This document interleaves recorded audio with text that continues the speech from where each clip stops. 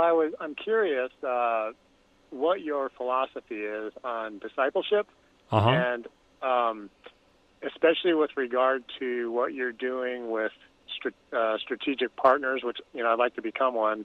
But Good. I wanted to find out how you flesh discipleship out in your training of people. Yeah. STRU or whatever. Sure. What does that look like? Yeah, well, it's a great question and very close to my heart. And one of the first verses that I remember remembering was 2 Timothy 2:2. And there Paul says, "The things which you have heard from me in the presence of many witnesses, these, well, how does he put it? These entrust, there's our word, entrust to faithful men," and there he means people, "who will be able to teach others also." So in this particular passage, this is 2 Timothy chapter 2, the second verse, and this is the last book that Paul wrote. So this is his swan song. He's going to be executed very soon after he pens this letter to his own disciple, Timothy. And he is instructing him about in a sense, the skeleton structure.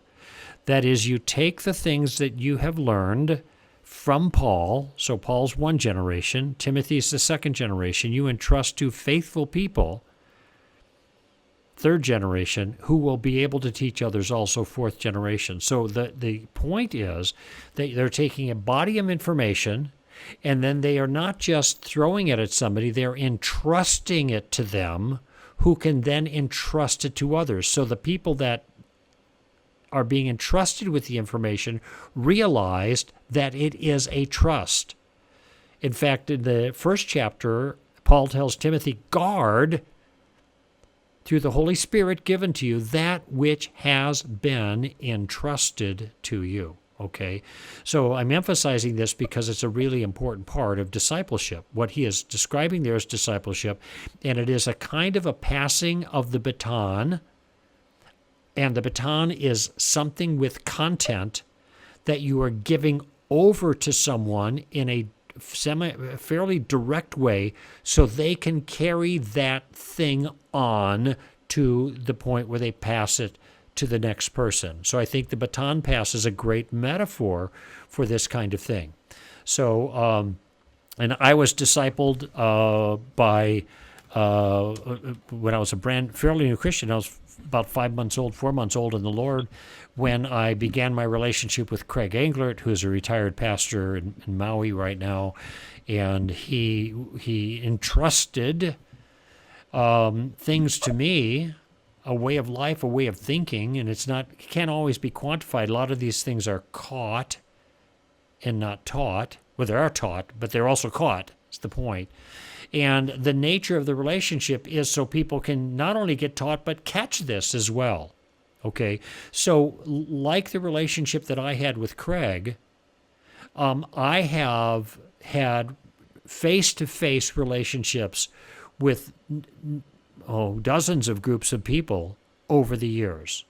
And they started very soon after my relationship with Craig more formally ended.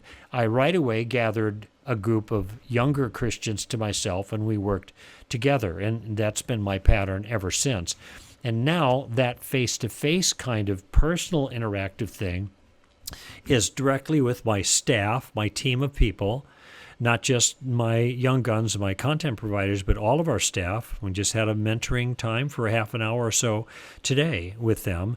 And then that is also passed on to other leaders, other authors or ministry leaders that I have a personal relationship with, so I can have, in a sense, a face-to-face kind of investment in their life. And that model of discipleship, I think, is the primary one. Now, what Stand to Reason is doing in the other venues or methodologies or whatever that you mentioned is similar but different. So the first and the most important kind of discipleship is that interactive personal thing. And that has been my way with our team, or people like Scott Klusendorf, who's now at LTI, or Steve Wagner, who's at Justice for All, or J. Warner Wallace, who's got Cold Case Christianity now, or Brett Koukl, who's now over at Maven. This is a kind of a passing on of one's spiritual life to someone else, and the best way to do that is an interpersonal, interactive relationship where you spend time together, okay? But that isn't the only motif for passing that baton. And so as I look at Stand to Reason, from very early on, we adopted the ambassador motif. So our goal was not just to pass information on in a certain kind of generalized sense, like you would if you wrote a book. People read your book. They get the information from the book, okay? If you gave a lecture, people listen to the lecture or talk or sermon, and they get information from that, okay? That's just passing information on. So that's giving knowledge. But we wanted to do more. You know this, Mike. We wanted to create a certain type of person. We wanted our approach to be incarnational. And so that kind of person is called, you know what they're called, right? Hello? A disciple. It's an ambassador. It is a disciple, but in Stand to Reason language. I was just giving you a chance to jump in there, but I caught you by surprise. So, but I know you've been around long enough. You know that we have an ambassador model: knowledge, wisdom, character. And so we're building somebody who has the knowledge, but also has the tactical wisdom to maneuver with the knowledge, and has the kind of character that commends the message, not detracts from the message. So our organization, and actually the change fell into the meter for me just about 4 or 5 years ago. What we were like crazy, 28 years now, so 5 years is 23. You know, it took me 20 years before I really consciously was aware of what we were doing. And what we were doing all this time is discipleship. Our mission statement starts with these words: we train Christians. That's what we were all about. I wasn't thinking about discipleship when I penned those words, but I realized it was just coming right out of my DNA. You know, it was just coming right out because that's how I had been formed as a younger Christian, and that's how I began, in whatever way I could, as I grew, forming others, passing it on, passing that baton. And I realized that's what Stand to Reason does. So the difference, though, with this kind of mentoring that the organization does is it's not so much interpersonal the way other discipleship, the first style of discipleship is, which I think all Christians should be doing, even members of my own team. Who is it, you know, and I need to pursue this more aggressively with them, but who are the people that you can name that are people you're investing yourself in personally to build them up as younger Christians and pass that baton to? And of course, they all have families, and so their kids, most of them do, and the kids would be the first people in line for that kind of thing, but even beyond that. So, but the second order of discipleship is kind of trying to pass on this incarnational model, but at a digital distance. Maybe the best way to put it. At a digital distance. Now, the advantage that I have, which is unique, is that I have a radio show, or I have the podcast, and more and more people have these. But when you have a radio show and people are listening, they're hearing in their ear what you're saying. There's an intimacy in that environment that you don't have with TV, for sure, and you don't have with the written word. You are maybe listening in your car, or you're listening at home, or you're listening in your headsets where you're doing other things and cleaning the house, but the person who is speaking is right in your head. That's intimate. Somewhat. Even though there's a digital distance, there's still a personal element there. So I find that I can have a different kind of effect on the air in somebody's life than I have, you know, through writing or speaking, because of that intimacy. It's kind of like halfway between the two models, you know, and I think that has an effect on people. That's why so many people tell me, I feel like you're a mentor to me, even though we've never met. And so what are the ways we're communicating that? Well, passing that information on. Well, the show is a big way, And the solid grounds that I was just talking about, I think about mentoring you, Mike. I mean, not Mike from Castaic by name, but Mikes from Castaic kind of people, individuals. Whenever I send out a mentoring letter or a solid ground, I want to be building you up, to be passing the baton to you guys, so that that you can stand tall. And this is what we're doing with other methodologies like the red pen logic, which Tim just talked about in the last spot before this final segment. So what we're doing with STRU, we're looking for all of these different kinds of ways to pass the baton effectively, to take the things which we have learned from the ones who came before us and pass it to the next generation, entrust it to them, this faithful people, so that they can then instruct others also. And that's really that's the lifeblood of STR. This is what we live and breathe, essentially. Even though, like I said, it was only about 5 years ago the change fell into the meter, and I really consciously thought about what we were doing. But it's what I was taught from the very beginning, and I just was living that out.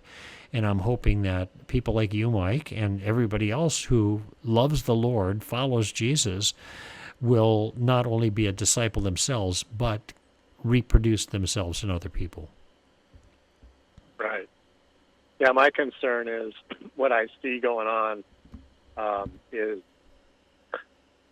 this, what I think is somewhat of a false discipleship, because it's all that's being done is, you take a young guy or you get yourself linked up with an older guy and you go through a book, and he teaches you out of a book.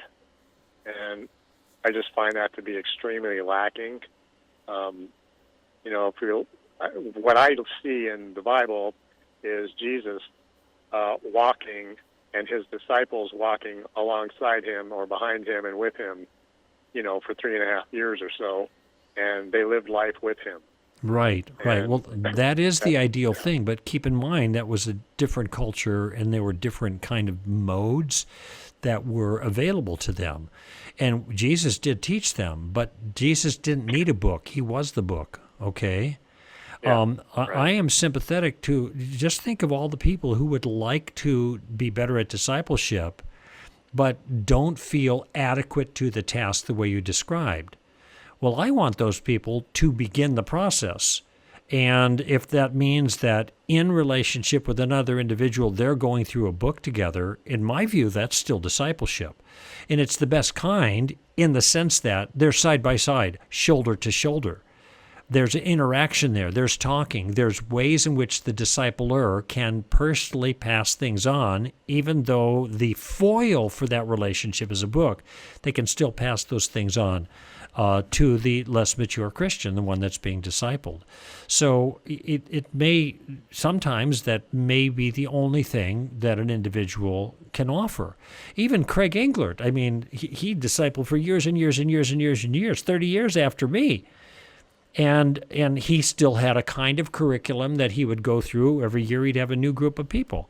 And he would go through these particular things, trying to build a foundation into them, but still at the same time being with them, which is really key. And this is what you're pointing out that Jesus did.